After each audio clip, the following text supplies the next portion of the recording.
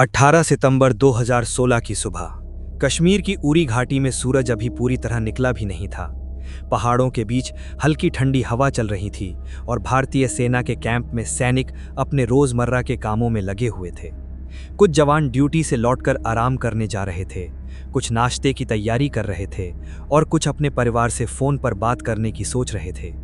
सब कुछ बिल्कुल सामान्य लग रहा था, लेकिन अचानक सुबह करीब 5:30 बजे एक जोरदार धमाका हुआ।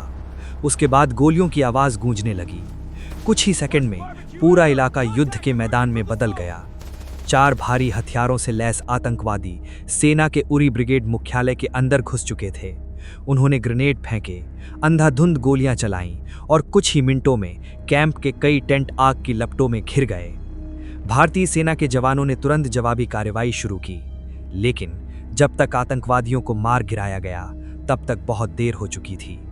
इस हमले में भारतीय सेना के 19 जवान शहीद हो चुके थे। ये 2016 में भारतीय सेना पर हुआ सबसे घातक आतंकवादी हमला था। उस दिन पूरे देश में गुस्सा था। लोग टीवी स्क्रीन के सामने खड़े थे। हर कोई एक ही सवाल पूछ रहा था, अब क्या होगा? क्या भारत सिर्फ इस हमले की निंदा करेगा या इस बार कुछ अलग होने वाला है? क्योंकि इस बार हमला सिर्फ एक सैन्य कैंप पर नहीं था, ये हमला भारत के धैर्य पर था। और शायद पहली बार भारत चुप रहने वाला नहीं था। यहीं से शुरू होती है उस कहानी की शुरुआत जिसे दुनिया आज सर्जिकल स्ट्राइक के नाम से जानती है।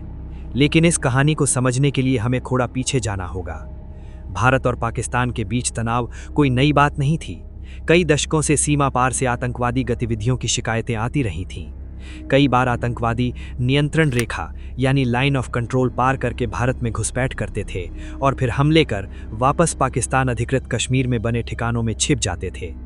भारत लंबे समय से इन लॉन्च पैड्स के बारे में जानता था, वे स्थान जहां आतंकवादियों को सीमा पार भेजने से पहले तैयार किया जाता था। लेकिन हर बार स्थिति बेहद संवेदनशील होती थी, क्योंकि एलओसी के उस पार कोई भी सैन्य कार्रवाई 2 परमाणु शक्तियों के बीच बड़े संघर्ष का कारण बन सकती थी। इसीलिए अक्सर जवाब सीमित ही रहता था। लेकिन उरी हमला अलग था। इस हमले ने देश को झकझोर कर रख दिया था।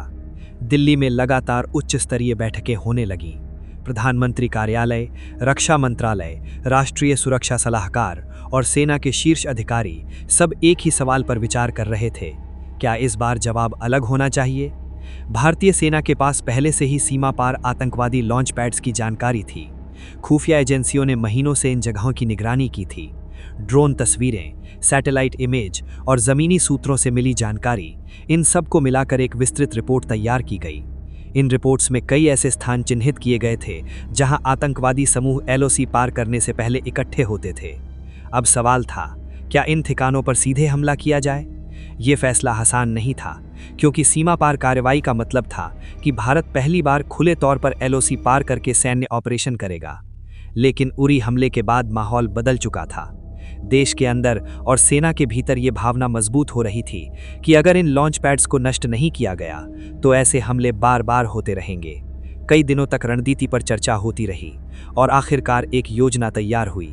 ये योजना बेहद गोपनीय थी, इतनी गोपनीय कि सेना के अंदर भी सिर्फ चुनिंदा लोगों को ही इसकी जानकारी थी। इस ऑपरेशन की जिम्मेदारी दी गई भारतीय सेना की स्पेशल फोर्सेस को।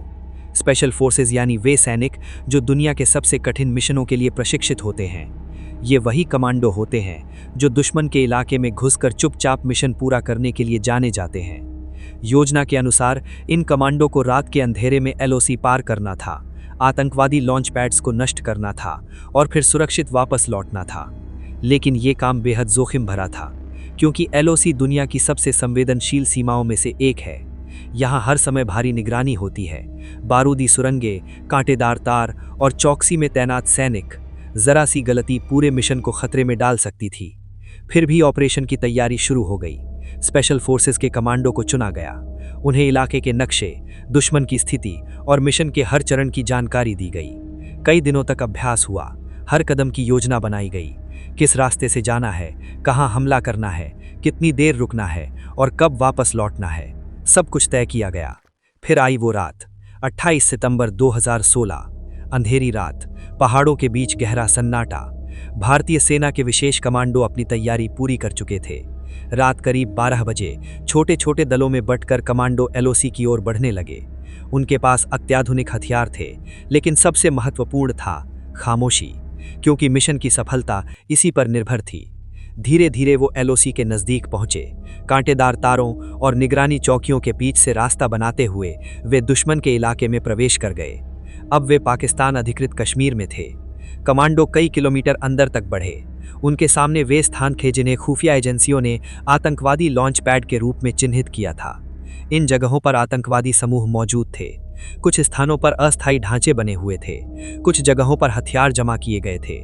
कमांडो ने अपने लक्ष्य तय किए और फिर हमला शुरू हुआ। अचानक गोलियों और विस्फोटों की आवाज़ें गूंजने लगीं। स्पेशल फोर्सेज ने तेजी से एक के बाद एक ठिकानों को निशाना बनाया। कई आतंकवादी मारे गए और उनके लॉन्च पैड्स नष्ट कर दिए गए।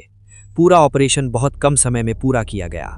कमांडो जानते थे कि ज़्यादा देर रुकना खतरनाक हो सकता है, इसलिए जैसे ही मिशन पूरा हुआ वे उसी रास्ते से वापस लौटने लगे।